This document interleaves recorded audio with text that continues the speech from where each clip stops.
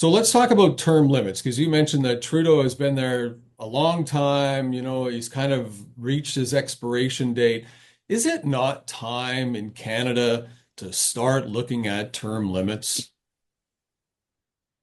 Yeah, term limits are kind of an interesting kind of perennial debate that we have in politics. On one hand, you want term limits to kind of bring in fresh breath of fresh air every once in a while. We want to clear out kind of old politicians, old ways of thinking. On the other hand, politics is can be a challenging job, and sometimes you want veterans in the role who actually know the ropes, know the institutions, that can actually like exert some control over the bureaucrats in their department. And so in Canada, of course, we have term limits in the United States. They're quite stringent. A little bit harder to create that in Canada, but it could certainly be done. And I'm as time goes on, I'm more and more open to the idea of term limits than I was in the past. I do think we need to have more turnover of politicians in Canada. It would benefit the country. I mean, we've heard it for years and years and years, the term career politicians, and there's a lot of career politicians. And, I wrote an article in the Winnipeg Sun about politics and the money they make and so on. And some commenter went on and said, well, we should be paying politicians more and we would get better people. I can tell you, as somebody in politics, it's not the money. It's the abuse and it's your personal life being dragged into something that doesn't belong in there.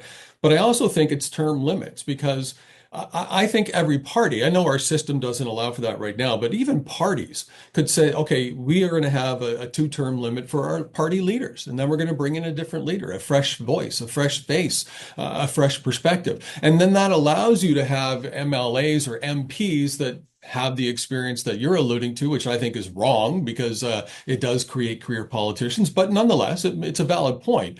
But maybe parties need to take the step. Maybe they need to lead the pack here and say, okay, when you're elected as our leader, you have two terms. And after those two Yeah. terms, you're done, and we're going to bring in a different leader. So we don't have to change the legislation. We don't have to change the way we do things in Canada. Which political parties have to start making the change. And I think that's where it starts. Yeah. Yeah. Sometimes you have politicians that are just really talented, really good at their jobs, and so they succeed. They can last forever. But an awful lot of the time, you just have politicians that are just kind of entrenched in the local party. They can win every nomination contest. They're untouchable, and they're in a strong party seat. And so they just sit there and win and win and win, not because they're particularly talented. It's just they have a particular skill set. And they're popular in the local party, and they can last forever. I think if some of those people, they don't, I appreciate the contribution. I think it's important to put people to put their names forward. But yeah, at a certain point, it's like, well, maybe, province, the country would benefit from getting someone new in there, some new ideas and a fresh face. So yeah, it used to be the case that people thought about politics as a service. You went out and you had a career, you're a man or the woman of your community, you do a great job, and then you take some time and you commit it to this service. You run for office, you do your time, and then you move on back to your career, spend time with your family.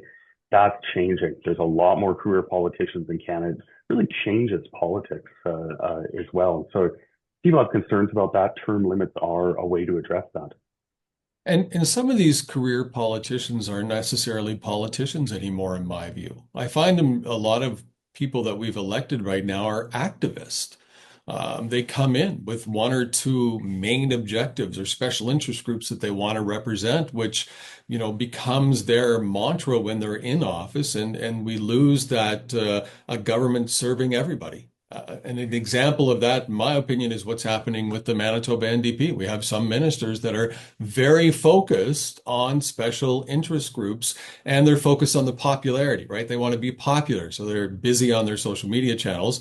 And in our next segment, I want to talk about something that happened with the health minister in Manitoba and get your thoughts on that.